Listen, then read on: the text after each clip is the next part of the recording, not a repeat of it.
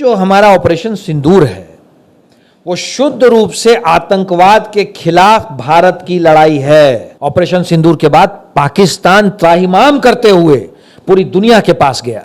जिस भी व्यक्ति ने यह सवाल किया है, मैं चाहूंगा कि आपके मार्फत उस व्यक्ति तक ये बात पहुंच जाए। या तो आप देश के साथ हैं तो सरकार के साथ हैं, और अगर आप ऑपरेशन सिंदूर और सरकार के साथ नहीं हैं तो आप देश के गद्दार हैं। नमस्कार, आप देख रहे हैं इंपैक्ट लाइव। मैं हूं आपके साथ करुणा तिवारी। देखिए, पहलगाम में जो आतंकवादी हमला हुआ उसके बाद से जिस तरीके से भारत और पाकिस्तान के बीच युद्ध का तनाव जो है वो माहौल बना हुआ है। अभी भी लगातार सीज फायर किया गया, लेकिन उसके बाद भी युद्ध विराम नहीं हुआ पाकिस्तान की तरफ से। हालांकि इस पर कई तरह के सवाल खड़े हो रहे हैं। 1971 को याद किया जा रहा है, इंदिरा गांधी को लेडी आयरन कहा जाता है। बातचीत करेंगे, हमारे साथ मौजूद हैं बीजेपी प्रवक्ता कुंतल कृष्णा जी। बहुत बहुत स्वागत है सर। नमस्कार करुणा जी। सर, सबसे पहला सवाल मेरा यही होगा कि जिस तरीके से 1971 में इंदिरा गांधी ने स्ट्रिक्टनेस के साथ जो फैसला लिया, आज वो नरेंद्र मोदी को सब कोई घेर रहा है, आपके प्रधानमंत्री, हमारे प्रधानमंत्री को, कि आखिर इनमें ऐसी क्या कमी रह गई कि पहले डोनाल्ड ट्रंप कहते हैं, उनका घोषणा आता है, उसके बाद अभी तक भारत के प्रधानमंत्री नहीं बोले कि सीज फायर हुआ है। ये सवाल पप्पू यादव ने उठाया है। कुछ चीज़ें होती हैं जिस पे राजनीति नहीं करनी चाहिए।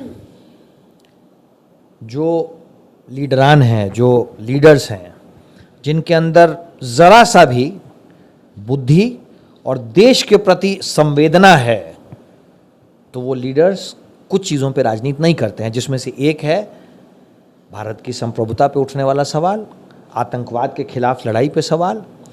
पर मुझे इस बात को कहते हुए बड़ा दुख हो रहा है कि बिहार में ही कुछ इस टाइप के लोग हैं जिनके लिए राजनीति ही सब कुछ है।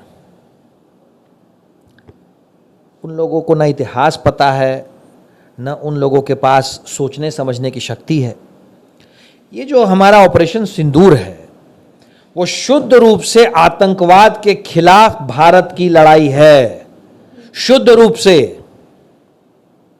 पहलगाम में हमारे पीठ में छुरा भोंका गया।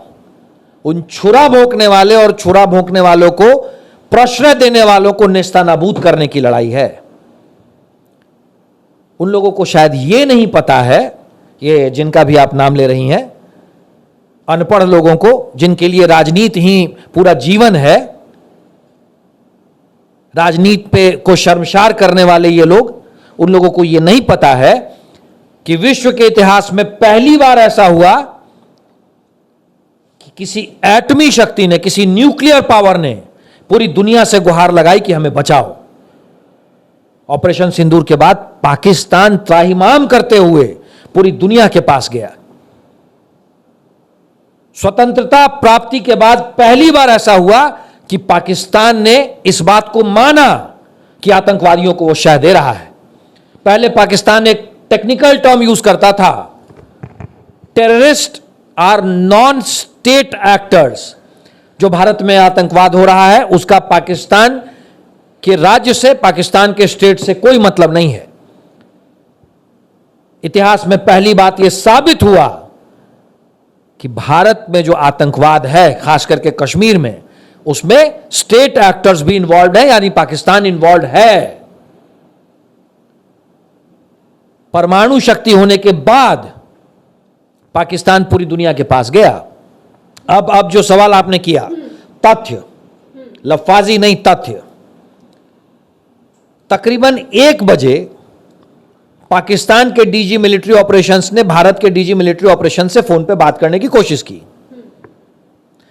3 बजे के करीब ये तय हो गया, बातचीत हो गई।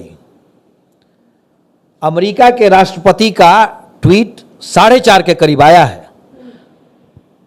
हमारे साथ पाकिस्तान की बात हो रही थी, हमें क्या पता कि पाकिस्तान ने दुनिया में किससे किससे गुहार लगाई है।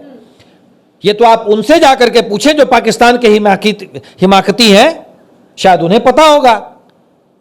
ये तो सर कह रहे हैं कि बाप बनाने की किसने ये हिम्मत दी है अमेरिका को, जो पहले आकर वो बात करते हैं। भाई ये तो आप उनसे पूछे ना कि आपको ये जानकारी कैसे मिल गई।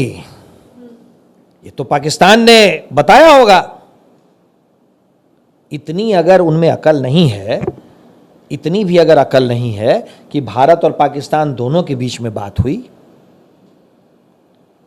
पाकिस्तान ने अगर किसी को बताया 3 बजे बातचीत हो गई, 4:30 बजे अमेरिका के राष्ट्रपति महोदय का ट्वीट आता है।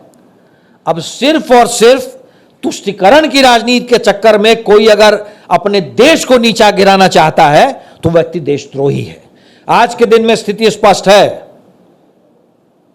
जिस भी व्यक्ति ने यह सवाल किया है, मैं चाहूंगा कि आपके मार्फत उस व्यक्ति तक यह बात पहुंच जाए। आज के दिन में स्थिति स्पष्ट है। या तो आप देश के साथ हैं तो सरकार के साथ हैं, और अगर आप ऑपरेशन सिंदूर और सरकार के साथ नहीं हैं तो आप देश के गद्दार हैं। अच्छा सर, जिस तरीके से पाकिस्तान अभी सीज फायर का उल्लंघन किया, उसके बाद क्या भारत को पीओके ले लेना चाहिए? क्योंकि बार बार ये सवाल उठ रहा है कि इससे बेहतर मौका आपको नहीं मिलने वाला पीओके लेने का। भारत ने पाकिस्तान की अंतर्राष्ट्रीय सीमा से 100 किलोमीटर अंदर घुस करके आतंकवादियों के मुख्यालय को खत्म कर दिया है। 100 किलोमीटर। और मैं आपको बता दूं, मैंने आपको शुरू में ही कहा कि पाकिस्तान ने जब मान लिया है कि स्टेट एक्टर्स इन्वॉल्व हैं, तो पाकिस्तान को यह पता था कि भारत यह काम करने वाला है। अपनी पूरी तैयारी के साथ था पाकिस्तान। उसके बाद भी भारतीय सेना के जवानों ने पाकिस्तान के अंदर 100 किलोमीटर अंदर जाकर के मारा, घुस के मारा। इतिहास में पहली बार हुआ है कि एक एटमी ताकत जिसके पास न्यूक्लियर पावर है वो अपने घुटनों पे आ गया है। पहली बार। यह है भारतीय सेना का कमाल। तो इस बार पीओके आ जाएगा? बता तो दिया आपको। यह है 56 इंच का सीना। सीमा से 100 किलोमीटर के अंदर। 100 किलोमीटर कितना होता है समझती हैं आप? पूरी तैयारी के साथ बैठा था पाकिस्तान। उसके बाद भी हमारे जवानों ने हमारी सरकार के बैकअप से, हमारे पॉलिटिकल विल के बैकअप से 100 किलोमीटर अंदर जाकर के उन्हें मारा, नेस्तनाबूद कर दिया। 5-5 स्ट्रेटेजिक एयरबेस पाकिस्तान के खत्म हो चुके हैं। जहां से न्यूक्लियर पावर लॉन्च करने की गुंजाइश थी, वो सारे एयरबेस भारत ने खत्म कर दिए हैं। ये फैक्ट्स हैं। अच्छा, बिलाल भुट्टो ये भी ट्वीट करते हैं कि पटना का जो पोर्ट है उसे उड़ा दिया गया। मतलब भाई, पटना में पोर्ट है या नहीं है, ये तो वही जिनका नाम आप ले रही थी उनसे ही शायद बिलावल भुट्टो को जानकारी मिली होगी। पप्पू यादव। अब जो भी है, इस तरह के मूर्ख टाइप की बात करने वाले लोगों का क्या नाम लेना है? जब पूरा देश आतंकवाद के खिलाफ लड़ रहा है, तो जिन लोगों को अपनी राजनीति सूझ रही है, लानत है उन पे, लानत है ऐसे लोगों पे। चलिए देखिए, इस बार जो युद्ध का माहौल बना हुआ है, आगे देखना होगा कि क्या कुछ निर्णय लिया जाता है भारत सरकार की तरफ से। इस खबर पर आपका क्या कहना है? आप हमारे साथ साझा करें। देखते रहे इम्पैक्ट लाइव। सहयोगी राहुल के साथ मैं करुणा तिवारी, पटना।